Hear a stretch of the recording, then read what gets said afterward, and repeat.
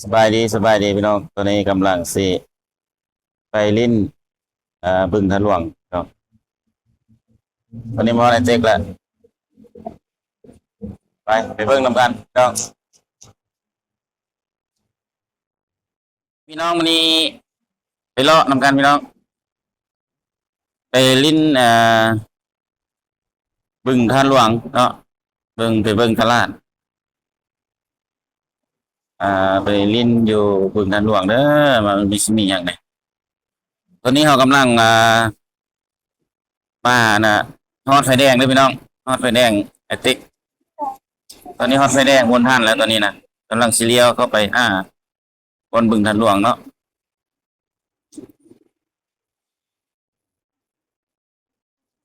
โดนแล้วบ่ได้มาเนาะสิไปรอเบิ่งบนเก็บภาพบรรยากาศมาให้พี่น้องเราได้เบิ่งนำกันเนาะวันนี้ก็วันที่16 เดือน 7ปี2026เด้อพี่น้องให้มาฮอดสถานที่อันน่ะเข้าทางเข้าบึงนาหลวงแล้วพี่น้องโอ้บ่ได้มาโดนละภาพบรรยากาศก็ประมาณนี้แหละเดี๋ยวสิขี่รถเลาะเบิ่งก่อนเนาะพี่น้องโอ้ยขี่รถเลาะไปเบิ่งก่อนเก็บบรรยากาศสองข้างทางมาให้พี่น้องก่อนได้เบิ่งได้ชมกันโอ้ตึกสูงหลายเด้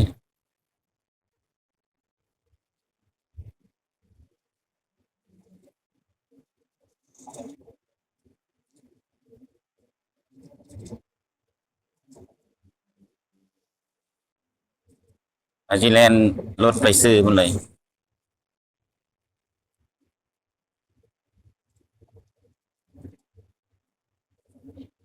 เอ๊ะเบิ่งมันนะตอนนี้สิเลี้ยวขวาเด้อตอนนี้สิไปหาบอนบอนกระเจ้าลินเนาะบอนกระเจ้าท่องเที่ยว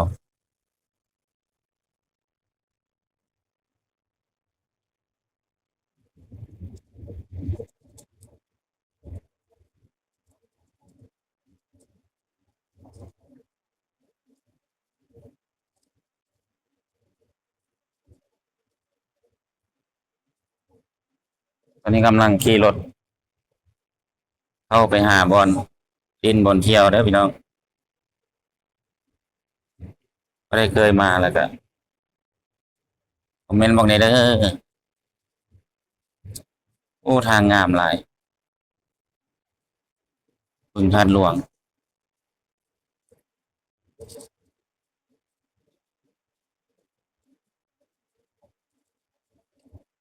มาฮอดเขตโอ้รถคือหลายเลยวะ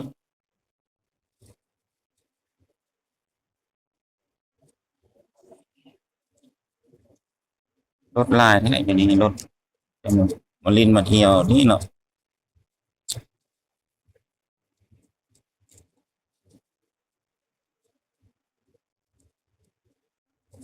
โอ้สิฮอดบอนลินแล้วเอาก็เลี้ยวซ้ายไป โอ้อยู่ไกลมาขี่รถทีบแล้วเนาะสิคักเว้ย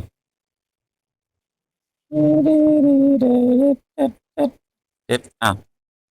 รู้จักเข้าได้บ่ฝากรู้จักอะไรอยู่บอนฝากรู้จักเข้ารู้จักมาฝากนี่แล้วก็ย่างเลาะเบิ่งภาพบรรยากาศ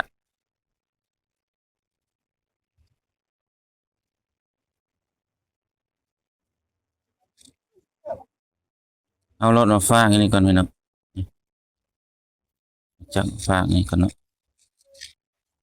ลุงนี่มึงจอดเนาะลงไปลุมมึงนี่มึงจอดเนาะตอนนี้กำลังฝากรถอยู่ย่างเลาะเรากำลังไปเนาะ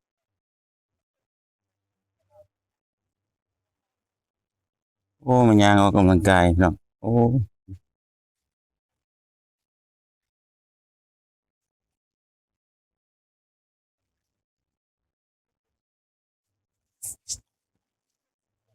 ย่างออกกำลังกายเด้อนี่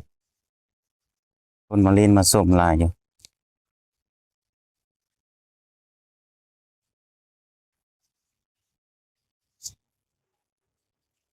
คนมาเล่นมาส้มหลายอยู่เด้อ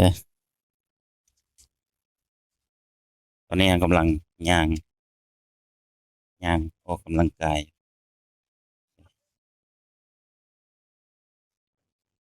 ย่างเพื่อสุขภาพ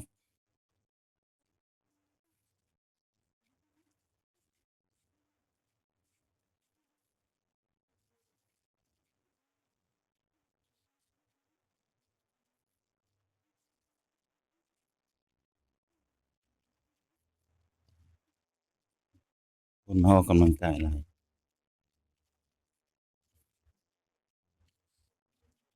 ฮะลุงมันมีแคมป์มีอันมีมองยางเรียบน้ำบอก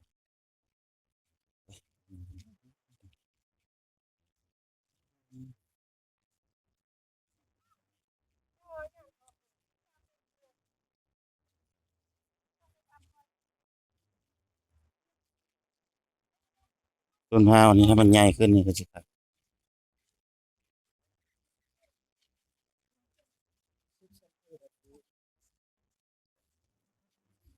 ไปเบิ่งบึงนี่พัดหลวง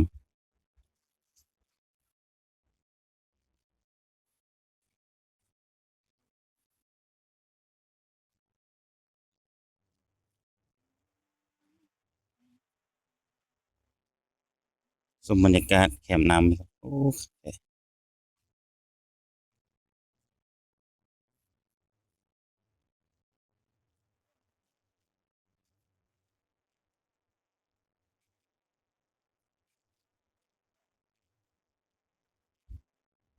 บึงธาตุหลวงบึงธาตุหลวง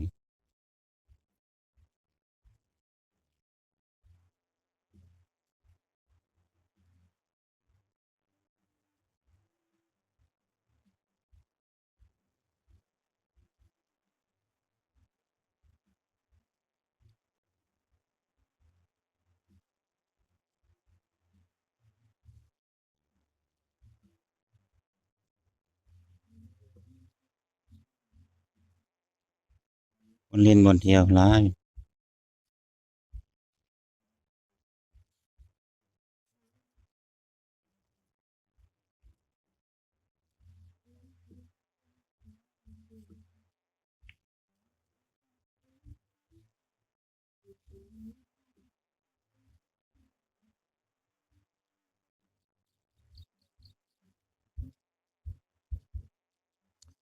คนมาออกกำลังกายหลายนี่พี่น้องนี่เป็นบอลเล่นบอลออกกำลังกาย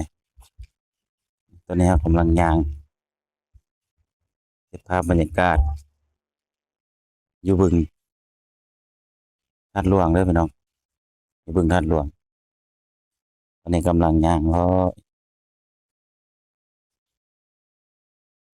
บรรยากาศ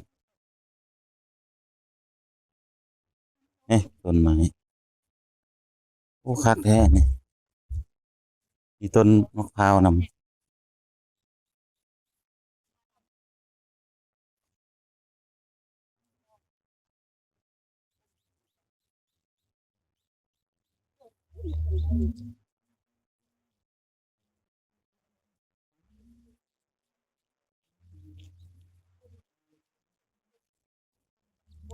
ตอนนี้กำลังย่างหรอกเนาะเก็บบรรยากาศให้พี่น้องได้เบิ่งชมกันย่างออมจากรอบหนึ่งไม่ค่อยกลับบ้านอะไรนะย่างออมบึงหนึ่งรอบหนึ่งพี่น้อง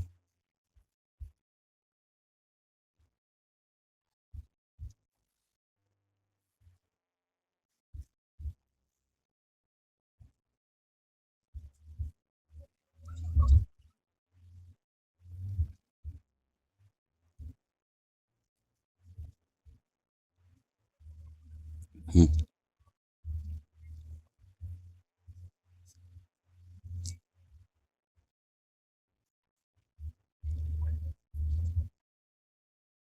คนมาลิ้นหลายเลยพี่น้องคนมาย่างออกกำลังกายหลายรถก็บ่หลายเนาะรถมันบ่ให้เข้าอยู่แต่บ่ได้แล่นหลายวันไหนนะรถจักรบ่อยากให้ออกเข้า ตอนนี้เราก็ย่างชมบรรยากาศเราออกกำลังกาย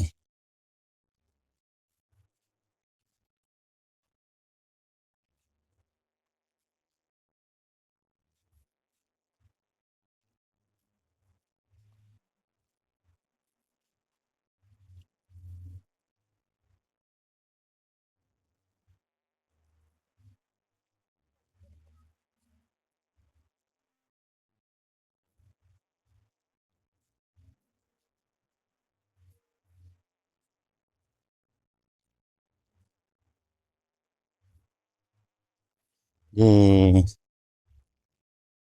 บรรยากาศกัน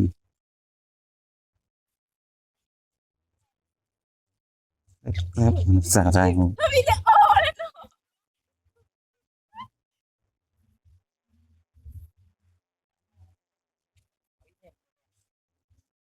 โอ้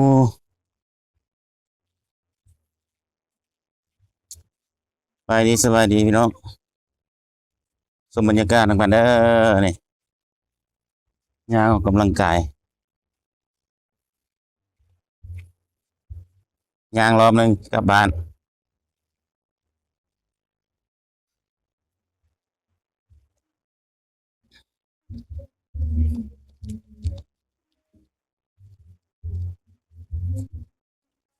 เพิ่งโดนในอ่านมาเนี่ยตลาดกลางคืนบึงธาตุหลวง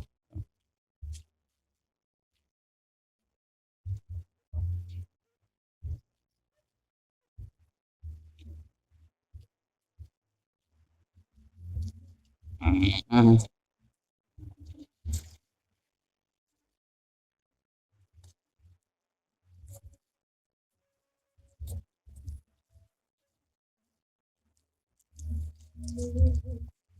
ย่างเลาะตลาดกลางคืนบึงธาตุหลวงน้องเอ้ยคนมาเล่นมาชมหลายมาเที่ยวหลายด้วย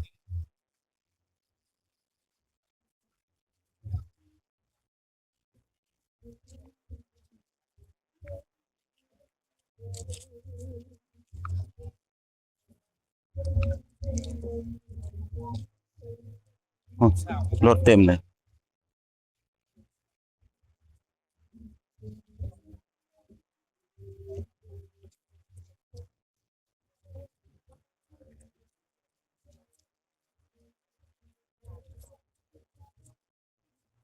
อาหารการกิน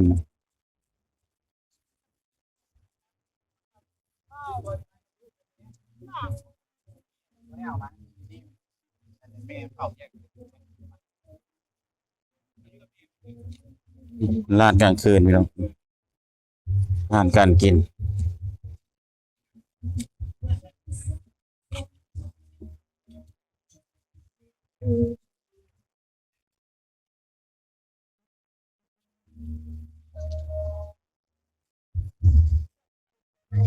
ที่นี่เป็นตลาดนี่ย่างเมื่อยแล้วก็เข้าไปสามารถเข้าไปกินนั่งกินอาหารใดทางในคนเนาะตอนนี้เขาย่างอยู่นอก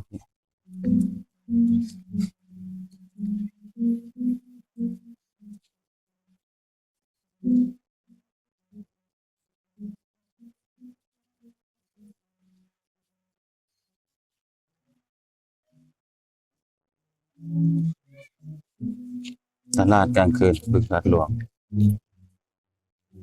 ปิ้งจีนยำจีน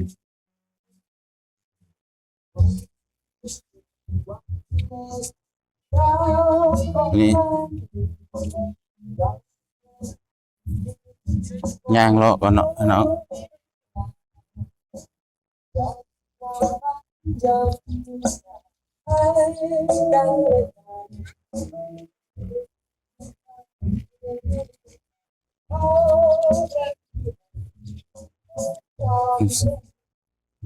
วันนี้กำลังย่างออกกำลังกายไปเบิ่งชมบรรยากาศโอ้นบนมีอย่างอันนั้นเขาเห็นอยู่พุ่นสวนสนุกสวนสนุกบึงธาตุหลวง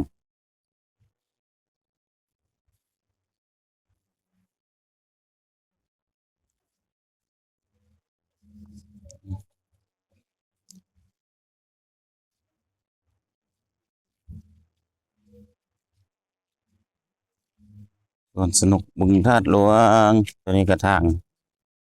พร้อมบึงธาตุหลวง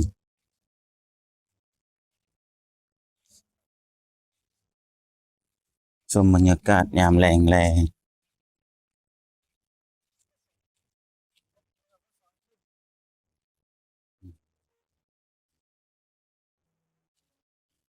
ออกกำลังกายตีดอกก็มีผู้ยางออมนี่ได้จากหลักบ่นี่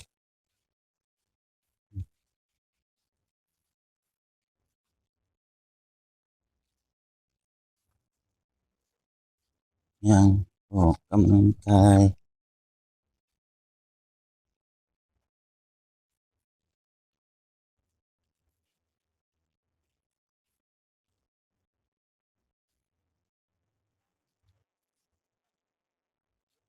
ยางส่วนเล่นนั่นตอนโอ้เหงื่อออกแท้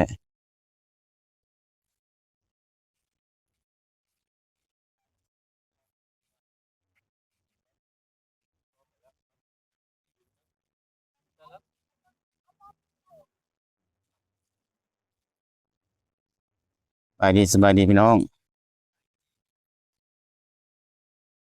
ยางออกกำลังกายกันได้พี่น้องเด้อมาฮอดสถานที่ตลาดกลางคืนบึงธาตุหลวงตอนนี้เรากำลังย่างเข้าไปใกล้สิฮอดแล้วนะสวนสนุกบึงธาตุหลวงครับ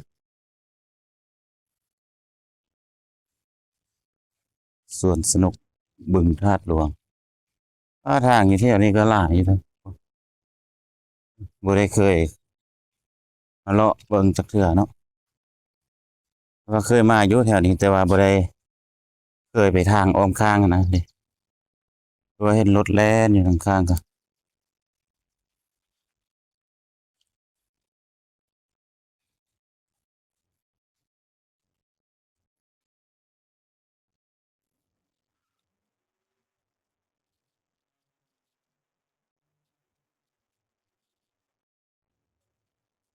อืมเสียงธรรมชาติเสียงอันนี้เสียงน้องแอดแอดแอดแอดนะ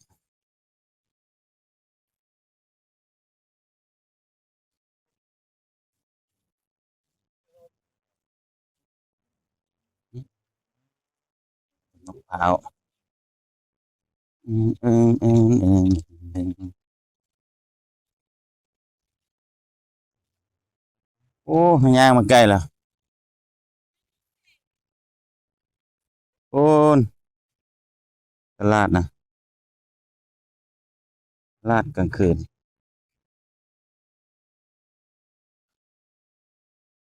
ตลาดกลางคืนบึงธาตุหลวงพี่น้องอืมเนาะโอ้โห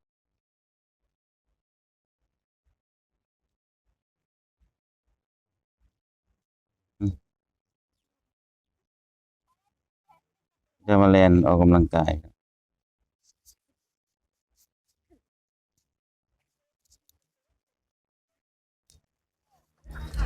อืมไปดิออกกำลังกายทุกมือวันนี้ไป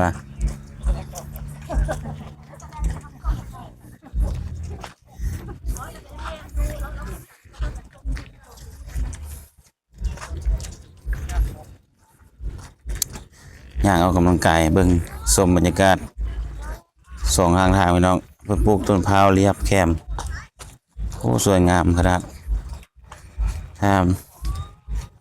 ถ้าต้นพร้าวนี่ใหญ่ขึ้นอีกพร้าวเตี้ยที่หนอนี่เนาะต้นพร้าวมีมากกว่านี้นะเราเห็นมาก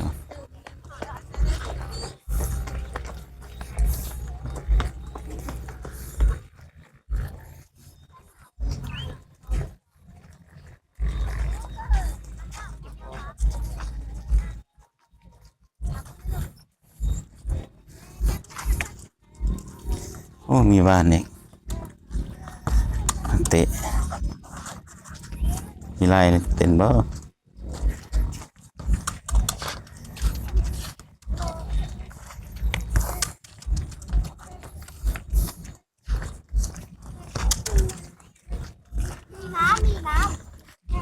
เร็ว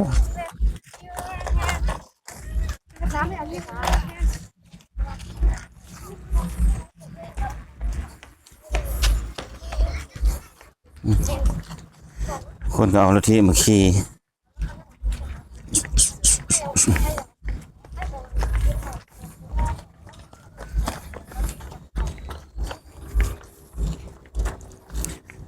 ข้างหน้านี้เป็นบนส่วนสนุกบึงธาตุหลวงพี่น้องเรากำลังจะฮอดส่วนสนุกบึงธาตุหลวงเด้อโอ้มีรถแข่ง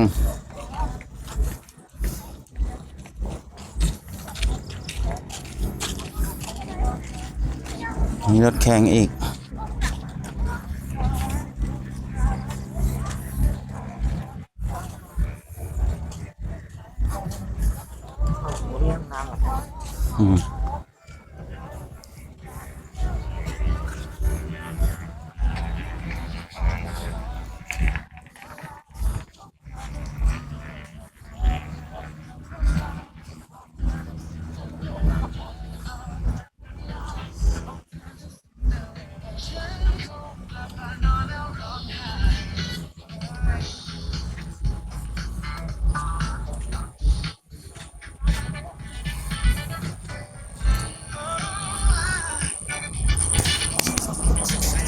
เสียงก่อนนะยานติดลิขสิทธิ์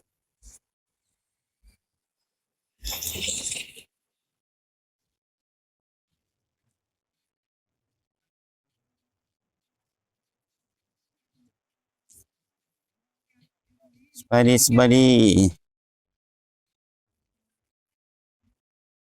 สมบรรยากาศเด้อพี่น้องอ้าวกลางคืนก็มีคนขึ้นว่ะอ้าวเขาปิดแล้วนี่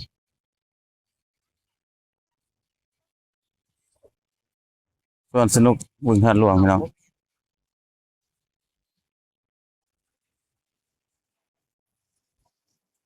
เด้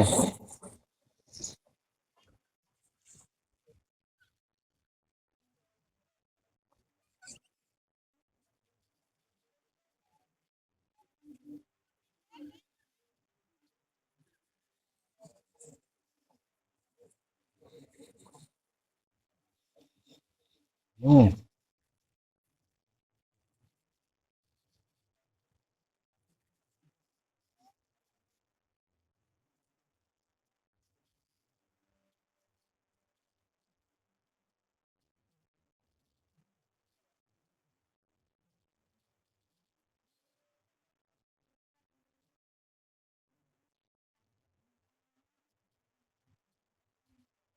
นี่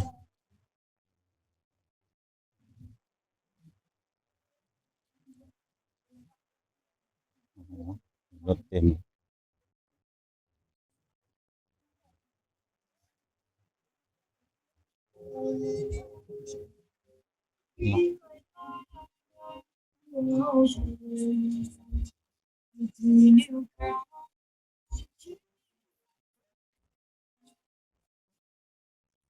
โอ้นี่อย่างนกเนี่ยมันนอนอะไรนก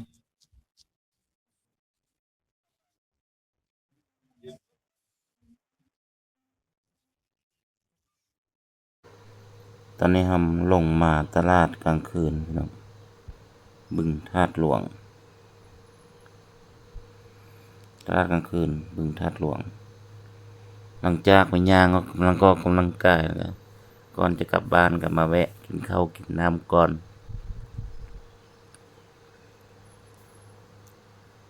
มีพร้อมเนาะมีพร้อมอาหารการกินพี่น้อง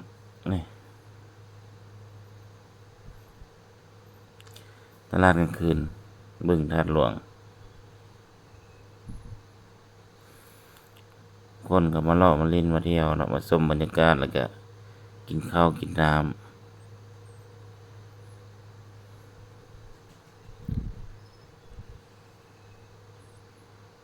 มีเสียนจุ่มเสียนดาบมีข้าวราดหน้ามีโคโมมีเนาะอาหารการกินหลายอย่างอยู่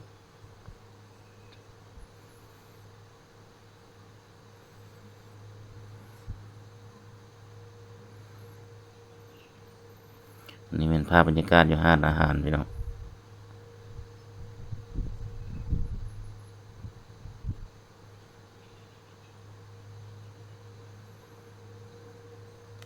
หลายคนก็มาแวะเนาะมาแวะมาชมออกกำลังกายมันก็มาแวะกินข้าวกินข้าวนมข้าวต้มไปซะแล้วพี่น้องเอ้ยบางคนก็ตั้งมาเล่นซื่อๆเนาะบ่ได้มาออกกำลังกายมาเล่นแล้วก็มากินอาหารนี่ตอนนี้ก็2 คนกำลังกินสินดาบอยู่ตอนนี้เอาคลิปนี้มาฮอดนี้ก็ขอจบไว้สำนี้ก่อนเด้อพี่น้องได้เข้ามาแล้วอย่าลืมกดไลค์กดแชร์กดติดตามให้ว่าวกำแพงพากินพาเที่ยวเด้อพี่น้อง